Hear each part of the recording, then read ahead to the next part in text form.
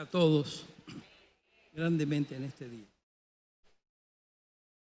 El tema que el Señor me encargó, cada palabra que estoy usando, me encargó, pero eso en mi corazón yo siento que Dios quiere que yo hable de esta experiencia que yo he tenido por años, pero que no acababa de entender hasta que Él lo puso claro en mi corazón, que Él quería que yo tuviera ese discernimiento y que a la vez tener ese discernimiento tuviera en condiciones de compartirlo. Es decir, decirle a ustedes lo que Él me ha hecho entender y sentir sobre este tema. Es una frase que está en la Biblia y está en las prédicas de todos los días, en muchísimos lugares, que uno lo ha oído tantas veces que uno dice, pero bueno, ¿por qué que no acabo de entender lo que Dios me está diciendo? Porque me lo dice, me lo repiten los pastores y todo el mundo. Me lo dicen, me lo repiten los pastores. ¿Lo pueden subir también un poco el micrófono ustedes? Y el asunto es que está en San Juan 15, 5 y 6. Esa parábola de que Él dice, yo soy la vid y ustedes son los pámpanos, los ramitos, las maceticas, las uvas. Y tú dices, bueno, ¿y esto qué es? ¿Qué significa? Porque bien, claro, que dependemos de Él. Pero luego dice, sin mí nada podéis hacer. Y yo me pasé muchos años escuchando esa frase, esa palabra. Dice, bueno, esto es como una figura literaria, ¿verdad? Como una exageración, porque yo hago muchísimas cosas y no llamo a Dios. Todo el mundo hace cantidad de cosas sin llamar al Señor, sin pensar en Él, sin pedir ayuda y sin nada. Cantidad de cosas, muchísimas. Yo decía, bueno, eso es una metáfora, eso es una exageración, una figura literaria, una hipérbole, como le llaman los literatos. Pero el asunto es que un día cualquiera, yo estaba en mi casa comiéndome mi comida y digo, bueno, yo me estoy atragantando aquí, me estoy comiendo esto, pero yo no estoy disfrutando esta comida, yo no estoy, no sé, me estoy tragando esto, me lo estoy comiendo, pero no, ni lo disfruto, ni lo agradezco, ni nada. Como cualquier animal. Entonces sentí en mi corazón que tú no puedes comer si tú primero no le das gracias al Señor.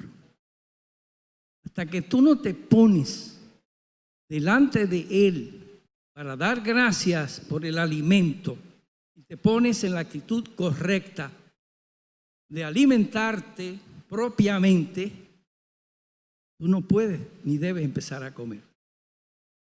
Y yo, oye, todos los días me pasa y cada día estoy más claro que no es eso, ¿no? Yo he aprendido ahora, bien, a cuando me tomo el único café del día, que es como a las 10 o a las 11, que Pierina me lo prepara. Ahora en la casa, todo el mundo, ¿verdad? Yo hago así y me siento en una mecedora. Doy gracias a Dios por el descanso, por el disfrute sereno de ese café que yo saboreo, dando gracias a Dios. Y es totalmente distinto a cualquier cosa que usted le den. Cómase esto, bébase esto, un café, un refresco. Usted no pone al Señor en ese momento. Usted no lo va a hacer como debe hacerlo. Así de sencillo. Entonces, así le llamé a este mensaje, sin mí nada podéis hacer. La verdad es que para muchísima gente le cuesta trabajo entenderlo y manejarlo, porque la verdad es que hoy día vivimos en un mundo de libertades. Hoy todo el mundo es libre, hoy todas las naciones, todos los grupos sociales están reclamando derechos y libertades. Fíjense en ese fenómeno que hay ahora mismo con los homosexuales, las lesbianas y una serie de agrupaciones de personas, minorías étnicas, políticas, cualquiera, están hablando de derechos y libertades. Es el tema central de una cantidad enorme de movimientos sociales que hay en el mundo. Y ciertamente tienen ese derecho de ser iguales porque Dios nos hizo libres, nos declaró libres e iguales. Pero el asunto es que junto con eso viene otra cosa, que comienzan a inventarse derechos y a querer tener poderes que no les corresponden y que ellos tampoco sabrán administrar porque no lo hacen en virtud ni en favor de ningún principio moral y ético de ninguna especie. Solamente la libertad por la libertad. Una libertad que estuvo siempre en el hombre. Ustedes saben que el primer pleito está en Génesis 3:5, cuando el Señor le dice, pueden comer de cualquier fruto menos de este árbol.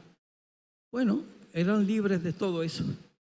Pero a la hora de ellos comer del fruto, fíjense qué sencillez, comerse una fruta, cualquier elección en la vida, no le preguntaron a Dios. En ese momento se olvidaron de Dios y se comieron la fruta. Es lo que nos pasa a diario, que no le preguntamos a Dios lo que vamos a hacer y tomamos la decisión sin Él y hacemos la acción sin Él y entonces vienen las consecuencias. Entonces, desde ahí comienzan esto. Y ciertamente el hombre comenzó, bueno, y lo que armó fue un desastre que Dios tuvo que acabar el mundo varias veces. Tuvo que echarle fuego, tuvo que meterle agua. Aquellos que estaban en Babel, bueno, esos tipos se creían como los científicos y los sabios de hoy. Ellos saben todo, ellos manejan todo, no tienen que preguntarle a Dios nada. A mí me da una risa, pero me da pena porque no tengo la oportunidad de sentarme con ellos a discutir porque los cientistas, los científicos, los filósofos comenzaron a especular y inventar cosas y en el fondo lo que había era una rebeldía, era esa falta de Dios en su corazón por no haberse detenido a decirle, Señor, esta idea que yo tengo aquí, ¿te gusta? ¿Tiene sentido? ¿Te gustaría a ti, Señor, que yo comunicara esta idea?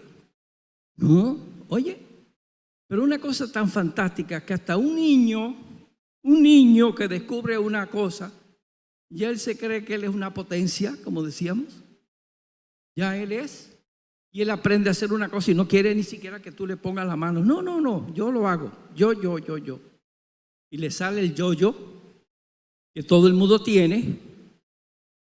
Y muchas veces los papás que quieren que el yo de él crezca, que surja, que emerja, pero a veces lo alimentan demasiado y lo aplauden demasiado y el yo del muchachito se pone demasiado grande y después no hay quien maneje ese becerro. No hay quien ataje esa fiera porque ese ego es enorme, incontrolable. Y de eso se trata. La gente que estaba allá en Babel, los sabios, comenzaron a edificar. Y la torre le parecía pequeña y dije, bueno, pero podemos llegar al cielo. ¿Cómo no? Es cuestión de poner más bloques y más ladrillos. ¿Cuál es el problema? Más años, pero lo ponemos. Dios decidió destruirlos también. Y el castigo fue crearle más confusión que la que tenían. Y le puso una diversidad de lenguas para que ni siquiera pudieran difundir los disparates que estaban pensando. Si el mundo tiene tantas lenguas y tantas religiones, es porque lo que Dios nos dio originalmente, no le consultamos a Él qué íbamos a hacer con eso, cómo lo íbamos a transmitir. Y se convierten en especulaciones y mentiras, una sobre la otra, y se mezclan con los intereses y las perversidades de los hombres, y salen unos mamotretos que tú dices, bueno, ¿y esta idea de dónde salió? ¿Quién se inventó esta barbaridad? ¿De dónde llegó esto? Las religiones todas comenzaron en el mismo lugar, pero no todas tuvieron a un Dios que le dijera, escríbelo. Fíjense bien que es lo que estamos hablando aquí. El Dios nuestro, el Dios verdadero, habló con personas que le hicieron caso y escribieron letra por letra lo que Él les decía. Le decía, escríbelo ahí para que a nadie se le olvide. Y ustedes lo saben que aún así se les olvidaba. Y llegó un momento que los libros no se sabía dónde estaban. Cuando los liberó de Egipto, les hizo repetir experiencias tristes. Yo recuerdo eso. Yo no podía leer la Biblia, me aburría. Yo estaba acostumbrado a leer a García Márquez, a cualquiera de esos premios Nobel que andan por ahí, que son entretenidísimos, ¿no? Maestros de la escritura como nos gusta a nosotros. No mejores que lo de antes, pero al estilo nuestro, y tú lo entiendes y te encanta leer esos cuentos. Y yo me aburría leyendo la Biblia. Y alguien un día, yo no me acuerdo quién, pero Dios lo tenga muy bendecido, esa persona me dice, mira, si tú quieres leer la Biblia, arrodíllate y dile al Señor que te ponga deseo de leerla. Y bueno, voy a probar esto porque a mí no me entra por parte, no la puedo leer. Leí algunas historias, pero había muchos libros que no lo podía leer. Me arrodillé y lo pedí al Señor. Y un día cualquiera yo estaba entusiasmado leyendo y me di cuenta que me estaba gustando. Y seguí hasta que un día estaba leyendo precisamente el capítulo 9 del Génesis, del Éxodo. Y entonces, escúcheme que ese ruido un poco molesto. El capítulo 9 del Éxodo. Y yo estoy leyendo y dice, y Jehová le dijo a Moisés, por favor, hermano, téngame a alguien esto, para yo no tener esa molestia.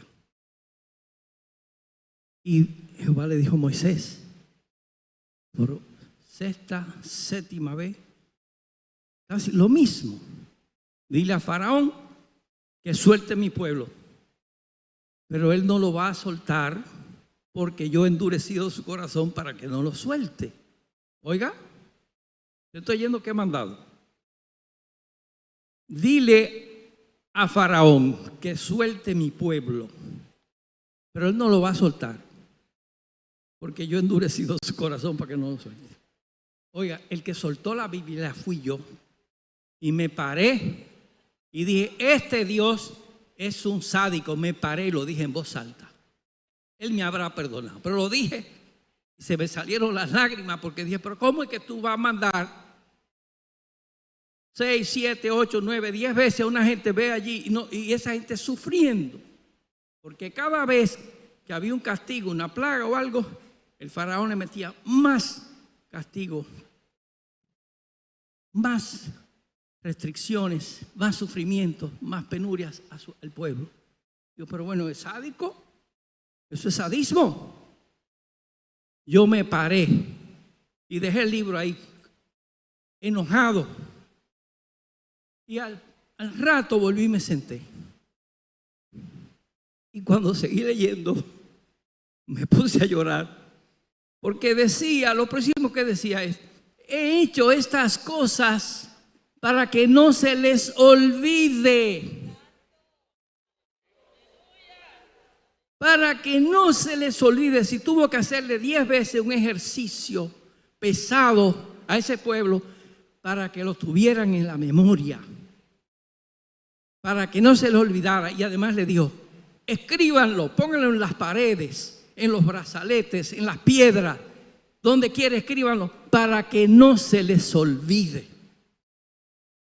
Y eso es lo que Dios, por eso es que hay una tradición cristiana tan fuerte y poderosa en el mundo. Y por eso está este país, como dice el pastor Braulio, poniendo atención al mensaje de Dios y esta oportunidad nueva que esta iglesia y muchas iglesias están llevando a las gentes en los pueblos. Porque hay un poder de Dios verdadero y hay una redención en Cristo Jesús. Gloria a Dios.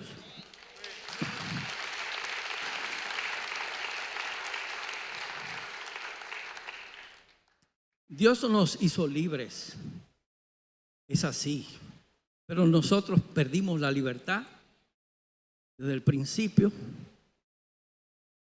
y tuvo que llegar Jesucristo y hacer ese sacrificio enorme para que volviéramos a tener ese derecho a la libertad en Él. Pero aún así, fíjense, nosotros podemos perder la libertad a cada rato. A cada rato. Cada vez que uno hace una promesa falsa, cada vez que se mete en una deuda, cada vez que hace lo que no es correcto, está perdiendo su libertad. Está perdiendo derechos y por tanto libertad. De manera que nosotros somos libres, condicionales, con recomendaciones permanentes y desde luego a quién acudir para poder hacer eso que el Señor nos dijo: sin mí nada podéis hacer, pero vengan a mí y yo los auxiliaré. Yo los levantaré y andaréis en libertad, pero busquen mis mandamientos. El niño, como decía anteriormente, tiene una dialéctica muy interesante. Es un animalito que tiene un impulso espiritual dentro que puso el Señor.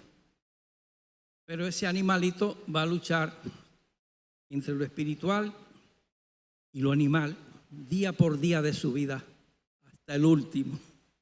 Lamentablemente, hasta el último día va a estar ese animalito molestándonos. Unos lo dominan mejor, como quien monta un caballo y lo sabe montar bien, ese se cae menos, tiene menos riesgos.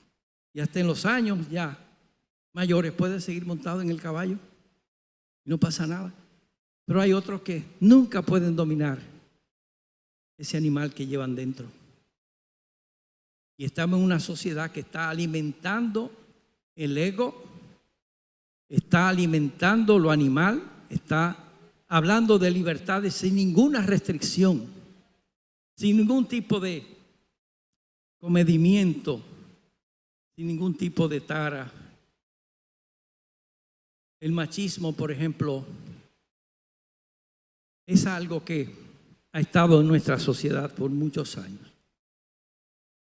El machismo tiene una historia natural en el hombre, en todas las tribus del mundo, quizá algunas excepciones en algunos lugares.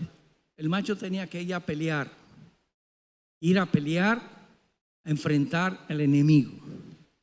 La mujer estaba en la casa porque la mujer ha estado siempre asociada a la maternidad, al hogar. aunque también ha habido pueblos donde las mujeres han salido a pelear y se han entrenado para eso, pero son lugares, naciones primitivas, primarias, entre los bárbaros, por ejemplo, todos esos alemanes del norte, todos esos pueblos que luego conquistaron los romanos. En algunos momentos las mismas mujeres tenían que andar en la guerra. Pero todos esos pueblos tenían guerreros, hombres, tenían que exacerbarse como un asunto de supervivencia el animal macho, es decir, el hombre, la fortaleza, la virilidad, el coraje, la valentía. Tenían que estar ahí. Pero eso es como dándole fuerza a un león que después tú no sabes cómo atajarlo. Eso tenía su precio y su riesgo. Lo único que podía sostener a ese animal con tan bravío era el Señor. El único que puede manejar el yo, el macho y aún, digamos, cualquier impulso carnal que tenga un ser humano es Dios, es nuestro Señor. Por tanto, ni siquiera, oigan, el amor más sencillo, la caricia más tenue, si no tenemos al Señor, no somos capaces de darla correctamente. No hay manera ni siquiera de cuidar a ese niño tiernamente sin dañarlo, sin hacerle sentir que él es lo que no es. Todos los ejercicios y juegos relacionados con el aprendizaje de un niño y de una niña son roles, papeles que le enseña la sociedad y contienen un sistemas de premios y castigos según sean ganadores o no sean ganadores, no necesariamente perdedores, pero los triunfadores siempre van a tener mayores premios. Y la supervivencia del grupo y de la sociedad siempre va a descansar en algún tipo de liderazgo. Pero hubo épocas en que esto llegó a exacerbarse tanto que los emperadores y los guerreros llegaron a creerse dioses. Y era que el pueblo los aclamaba y todos sus guerreros y soldados y todos sus lugares tenientes lo miraban con gran admiración, pero era parte de una necesidad, digamos, psicológica. No le quiero llamar espiritual a eso, pero aunque el alma está metido en eso, es almático, de endiosar a ese tipo. Y el pueblo aplaudía a ese señor. Pero eso ocurría en naciones como Grecia, que lamentablemente lo que tenían como religiosidad era un desorden, no quisiera decir esta palabra, pero es un arroz con mango lo que es la mitología griega, donde un padre tenía relaciones con los hijos, con la hija, le mataba a los hijos, los nietos, hacía cualquier cosa. Y los griegos, por misericordia de Dios, llegaron a tener la filosofía. Llegaron a tener la filosofía porque la filosofía era la negación de la religión, de esa religión absurda, y por lo menos se paró un tipo, señores, vamos a pensar. Todos esos filósofos, antes de Sócrates, con él y después de él, lo que hicieron fue aprender a pensar ellos solos por su cuenta, porque la religión no les sirvió. La que les llegó a ellos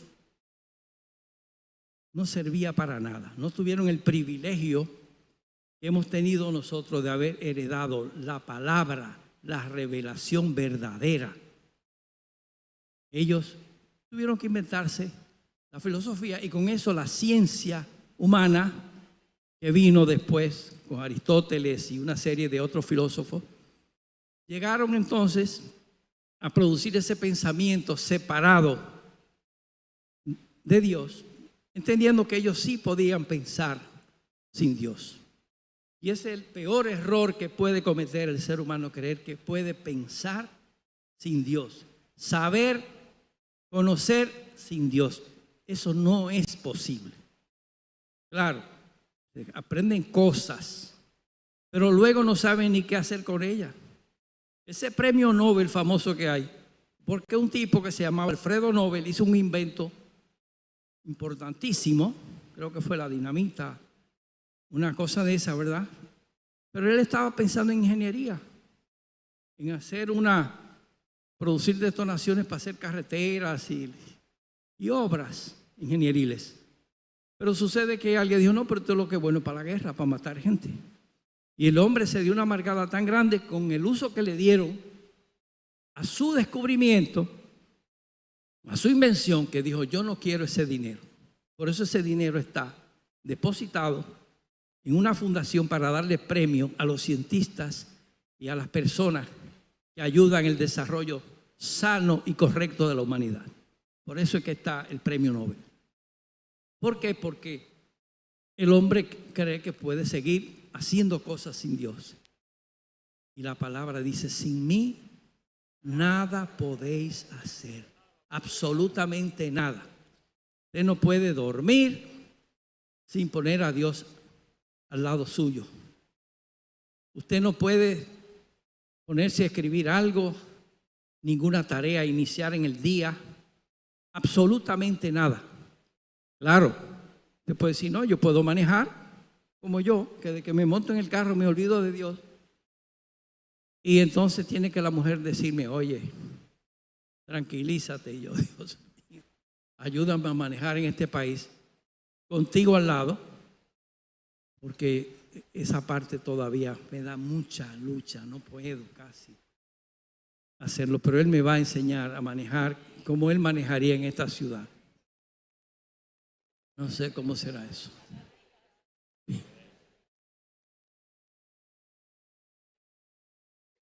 De manera que fueron estos sabios, tan sabios que no solamente se alejaron de Dios, sino que comenzaron ellos a negar a Dios, a crear una serie de filosofías, olvidándosele que, como yo le decía a una persona ayer, que se las da como de que no creen en Dios. Él es cientista, según él. Ellos creen que una palabra que él dice, porque él la dice y la aprendió en un libro de ciencia, eso es la verdad. Señor, una palabra es un sonido, vocablo. Si yo digo, por ejemplo, que una hierba se llama hierba buena, y voy allá y estoy en Manabao y le pregunto, Simón, ¿cómo se llama esa hierba? Y me dice, hierba buena. Pero sucede que hay un tipo allí que dice que no, que eso se llama Yerbis de Bonorum, diría don Braulio, ¿verdad? Y que ese es el verdadero nombre, porque lo dijo un científico. No, ese es el nombre que le dice este tipo, esta gente, ellos correctamente para no confundirse. Pero son sonidos. Y hay gente que cree que cuando tiene un sonido y puede identificar algo con él, ya el sonido y eso son la misma cosa. Y que lo que él tiene aquí en la mente, la palabra, que es un concepto, representa la realidad que está ahí. No, señor.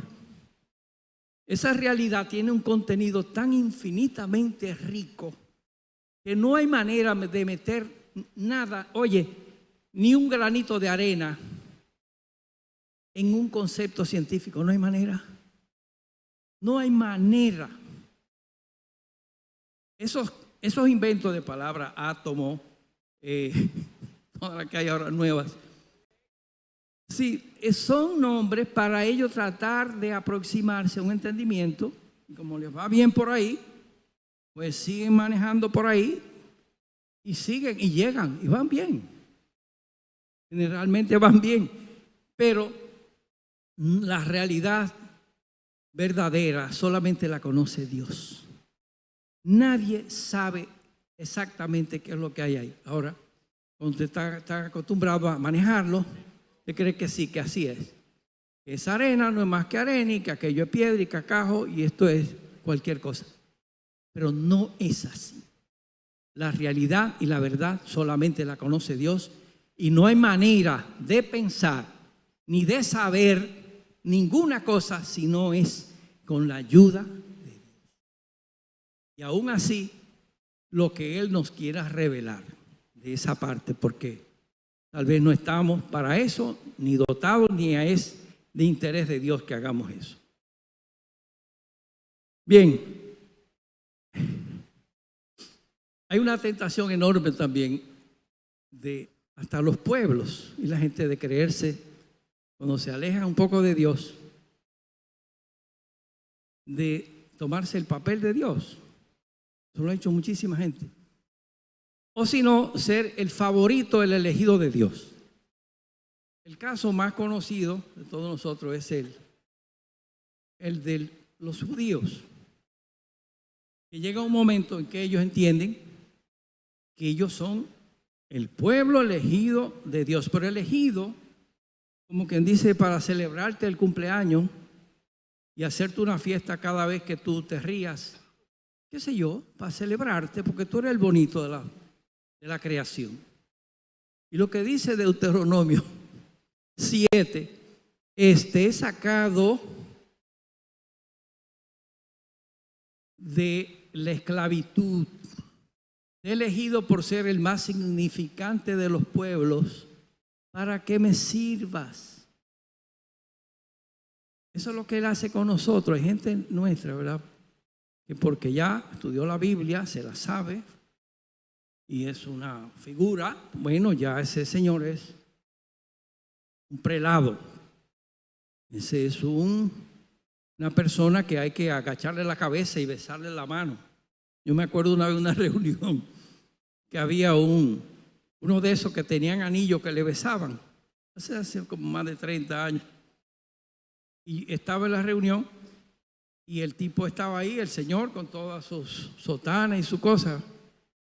Íbamos llegando, una serie de jóvenes profesores de esa universidad, y en la medida que caminábamos hacia él extendía la mano y seguía hablando con el que estaba al lado, para que le fuera como a besar el anillo. Yo vi, algunos de adelante lo hicieron, ¿verdad? Yo vi que el hombre tenía la mano extendida así, y yo me quedé mirándole y cogí para acá, porque yo no me podía imaginar qué significaba eso, que un hombre extendiera la mano para que yo se la besara, ¿verdad? Pero ni siquiera ni mirarme. Pues tal vez si estaba de frente yo le hago así, ¿verdad? Una cosa, pero era hablando con el que estaba a su lado. Oye,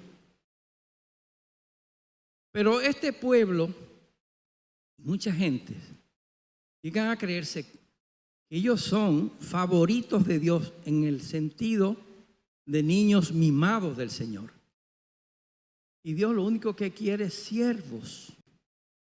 Siervos. Los premios y todas las compensaciones estarán allá. Allá.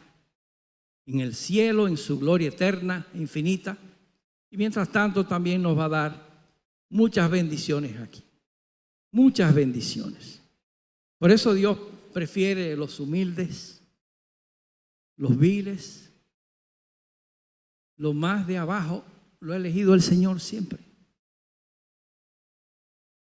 Y en la Biblia tenemos personas desahuciadas, prostitutas. Imagínense, Mateo y Zaqueo eran gente que nadie quería saber de ellos. Eran recaudadores de impuestos para el enemigo. Ni siquiera para el rey de ellos, sino para los romanos.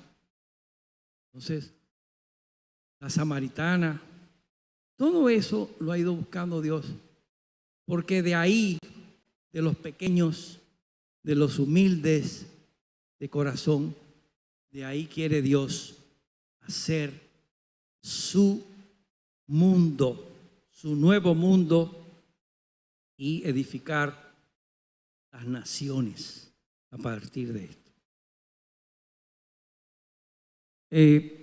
Hoy día nosotros estamos viendo cómo los países quieren vivir, intentar vivir y llegar a algún lugar, no sé a dónde podrán llegar, sin Dios. El mundo está viviendo una situación sumamente difícil.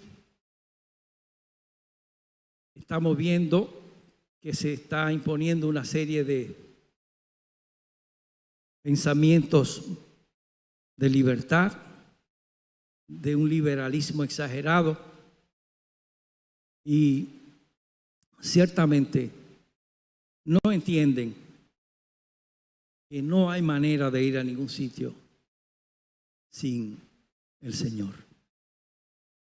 Ustedes pueden tomar cualquiera de los 10 mandamientos y no hay uno de esos que se pueda realizar sin la ayuda de Dios. Y lo peor que nos puede pasar es que entremos en la negación de Dios o en poner a alguien o algo en lugar de Dios. Porque eso es la idolatría. Es el peor pecado, es decir, poner lo que sea primero que Dios. Y lamentablemente, aún los que creemos en Dios, los que conocemos a Jesucristo, podemos caer en eso. Hay la idolatría, con esto voy a terminar, la idolatría de la otra persona. Puede ser su esposa, esposo, el hijo. Cualquier persona que usted haga, lo ponga en un lugar que no le corresponde. Fíjese que la compañera, la esposa, es ayuda idónea. Y ayuda idónea no quiere decir que está a favor suyo todo el tiempo. La ayuda idónea puede ser un trainer. ¿Saben lo que es un trainer? Un entrenador que puede ser tan bueno como un entrenador de esos que le dan consejos nada más, pero hay otros que dan patadas. Hay entrenadores, a cualquiera de ustedes que haya ido, ha visto cómo entrenan en boxeo o en karate o alguna arte marcial. El entrenador te dice, mira, cuando yo te haga este movimiento, tú tienes que meter el brazo. ¿Entendiste? Sí, inmediatamente te da la trompada porque tú no crees que él te va a dar. Sí, el primero que te va a dar es ese que está al lado, porque ese es el entrenamiento. Incluso hay hombres que han tenido ellos dificultades serias en sus matrimonios desde el primer día, ¿verdad, Pierina? ¿Tú conoces gente de esa, verdad? Y es con los años, que tú entiendes que eso era plan de Dios para quitarte una cantidad de defectos y para hacerte mirar hacia Él, porque de otra manera no lo ibas a hacer nunca. Entonces te pone, ¿por qué? Tú tienes muchas mañas, Dios te pone un trainer más fuerte. Muchos hombres no lo resisten y buscan un segundo trainer y les va peor. Una segunda base, como dicen. Y ahí es que le dan. Y llega un momento que ya no encuentra qué hacer y lo que hace es que se retira del juego, se sale, que es lo peor que puede hacer un hombre, es salirse del juego. Ya no le interesa ni el matrimonio, ni los hijos, ni Dios, ni nada. Ese se perdió, quedó fuera del juego. Incluso, señores, yo no sé cómo decir esto, pastor, porque esto es una barbaridad. El famoso Satanás es un trainer. Es un entrenador que está ahí, él no lo sabe. Y aunque me oye, él no me va a hacer caso a mí, porque dice, oye lo que habla este. Pero es un tipo que está ahí para darte duro de verdad. Si te descuida y tú no sigues las instrucciones del Señor, Satanás te va a dar duro de verdad. Y finalmente, ese tipo está ahí para que ningún farsante llegue al cielo. Ningún embustero, ninguno que está fingiendo el juego en su relación con Dios va a llegar, porque Satanás se va a ocupar de sacarlo de alguna manera para que vaya para otra parte. Óigalo bien, o sea que eso es muy atrevido de mi parte en una teología medio cibaeña, ¿no? Pero pongan atención a eso, que a veces que el que tú crees que está ahí para hacerte daño o para molestarte, en realidad te está llamando la atención sobre un defecto de tu persona, donde tú tienes que poner a Dios, donde tienes que llamar a Dios para superar eso, porque nada podemos hacer sin Él. Dios lo bendiga. Se lo dejo hasta ahí y ahí está la palabra de Dios.